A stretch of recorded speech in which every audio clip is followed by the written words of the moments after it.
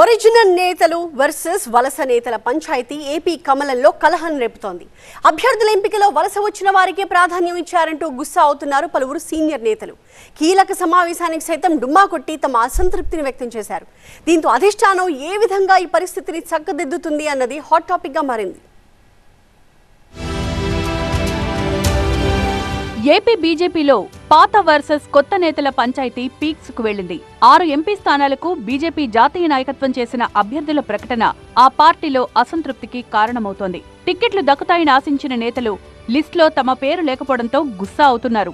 అసలు బీజేపీ నేతల కంటే వలసొచ్చిన నేతలకే ప్రాధాన్యత ఇస్తున్నారంటూ గత కొంతకాలంగా అసంతృప్తి వ్యక్తం చేస్తున్నారు పలువురు సీనియర్ నేతలు. సీట్ల కేటాయింపులో తమకు అన్యాయం జరుగుతోందంటూ పార్టీలోని పలువురు నేతలు కేంద్ర పెద్దలకు లేఖ కూడా రాశారు. కానీ అధిష్టానం నుంచి వారికి భరోసా లభించలేదు.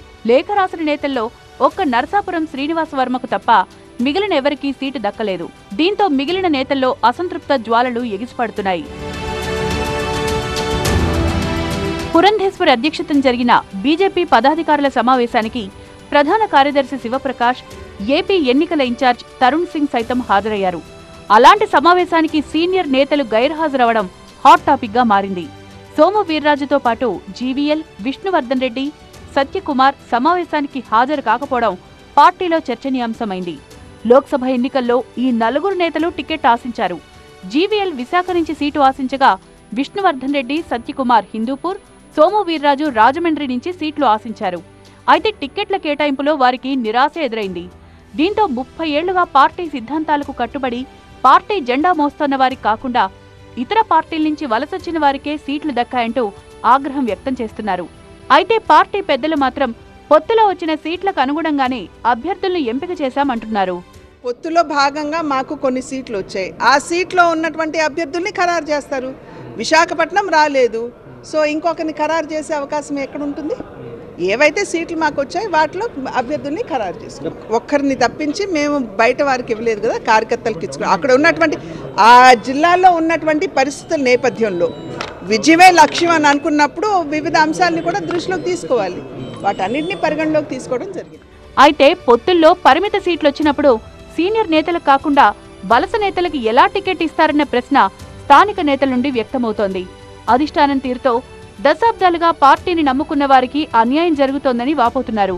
అయితే అసంతృప్త నేతలను బుజ్జగించే ప్రయత్నాలు చేస్తున్నప్పటికీ పార్టీ నేతలకు వారు అందుబాటులోకి రావడం లేదని తెలుస్తోంది. మరోవైపు ఏపీ బీజేపీలో ఎలాంటి విభేదాలు లేవని చెప్తున్నారు పార్టీ నేత సుజనా చౌదరి. పార్టీ విజయానికి అందరం కలిసే పనిచేస్తున్నామంటున్నారు ఆయన. సోము వీర్రాజు గారు కొంచెం ఆయన ఫేవరెట్గా ఉందని చెప్పారు నాతోనే. ఈ సమావేశం పర్టికులర్గా పెట్టినందుకు కొంచెం లేట్గా ఇన్ఫార్మ్ అయి ఉంటుంది. అందరికి ఎటువంటి రకమైన సమస్యలు లేవు ఎవరికి. పాత అంటే ఇప్పుడు కూడా బీజేపీ నేతలే వాళ్ళందరూ బాగానే ఉన్నారయ్యా, మీరేమి గడబడి చేయక్కర్లేదు. మా అధిష్టానం ఏం డిసైడ్ చేస్తే అది చేస్తానయ్యా, లేకపోతే ఎన్నికలన్నీ గెలిపించే పనిగా ఉంటే అదే ఉంటాను.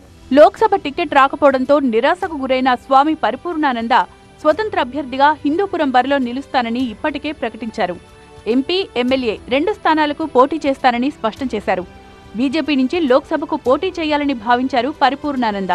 పొత్తులో భాగంగా ఆ స్థానాన్ని టీడీపీ కేటాయించారు. బీకే పార్థసారథి హిందూపురం నుంచి పోటీ పడుతున్నారు. మరోవైపు బీజేపీ నేత విష్ణువర్ధన్ రెడ్డి సైతం ఇక్కడి నుంచి టికెట్ ఆశించారు. ఈ పరిణామాల క్రమంలో టికెట్ దక్కకపోవడంతో ఇండిపెండెంట్ గా పోటీ చేయాలని పరిపూర్ణానంద నిర్ణయించారు. హిందూపురం ప్రాంతంతో తనకు ప్రత్యేకమైన అనుబంధం ఉందని చెప్తోన్న స్వామీజీ గతంలో రాయలసీమ ప్రాంతంలో అనేక ధార్మిక కార్యక్రమాలు చేపట్టడం తనకు కలిసొస్తుందని భావిస్తున్నారు.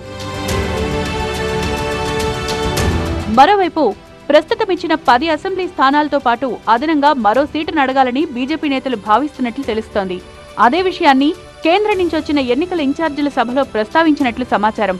జనసేన, టీడీపీలు ఇప్పటికే మెజారిటీ అసెంబ్లీ స్థానాలకు అభ్యర్థుల జాబితాను విడుదల చేయగా బీజేపీ మాత్రం అభ్యర్థులపై ఇంకా కసరత్తు చేస్తోంది. చాలా స్థానాల్లో జనసేన, టీడీపీ, బీజేపీల మధ్య ఇంకా చర్చలు జరుగుతున్నాయి. అనపర్తికి బదులు రాజంపేట సీటు కోసం టాక్స్ నడుస్తున్నాయి. అలాగే సోము వీర్రాజు కోసం రాజమండ్రి నుంచి మరో అసెంబ్లీ స్థానాన్ని అడుగుతున్నట్లుగా కూడా వార్తలొస్తున్నాయి. బీజేపీ కోసం ఇప్పటికే 3 సీట్లను త్యాగం చేసిన జనసేన మరోసారి త్యాగం చేసేందుకు ఒప్పుకుంటుందా అనేది అనుమానమే.